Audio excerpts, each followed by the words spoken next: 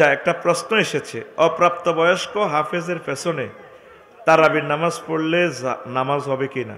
চেষ্টা করবেন বালেগ হাফেজ ফাইবার।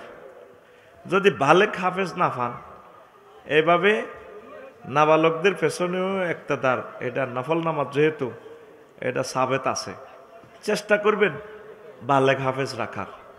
ছোট্ট সোনামণিদের পেছনে একটা দাঁড়া, এটা কেমন কেমন লাগে বুঝছেন? জায়েজ আছে, তবু এই জিনিসটা আপনারা আরও একটু ডিসকাস করবেন, আপনারা আরও একটু সতর্ক হবেন।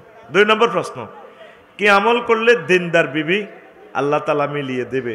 দয়া করে বলবেন। দিনদার বিবি ভাইবেন, আপনি নিজে দিনদার হইবেন।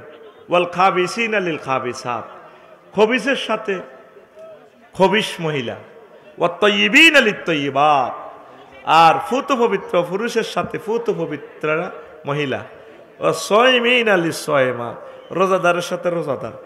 তুই নিজে মাইয়ার দোষগার লগে প্রেম করস, তো তোর বউ প্রেম করতে কিতা করব, ঠিক কিনা? আর কোনো মহিলা যদি ফুত পবিত্র হয়, আল্লাহর অশেষ রহমতে তিনি ভালো স্বামী পাবেন। তবে দুর্ভাগ্যভাবে মিস ইনফরমেশন কারণে গাঁজাখোর কিছু লোক কি হয়, এ মুক্তিয়ারেরা এই মাইয়াটারে বিয়া করে দিয়ে দেয় মদদির কাছে, লুচ্চার কাছে, ঠিক কিনা? ওই বিয়ে আর টেকে না। আল্লাহ আমার প্রিয় নেককার বন্ধের জন্য আল্লাহ স্বামী মিলাইয়ে দেন, পড়ি আমিন।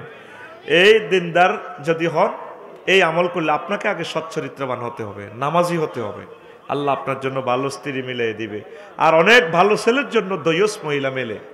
এটার জন্য ট্রিটমেন্ট হচ্ছে তুমি ভালো মেয়ে একটা বিয়ে করে নিবা, কোনো অসুবিধা নাই। বিয়ে 2টা চলো, এতে থাকলে থাকবে, চাইলে যাইব, এ খবিস নেই চলে যাবে ইনশাল্লাহ, আমিন।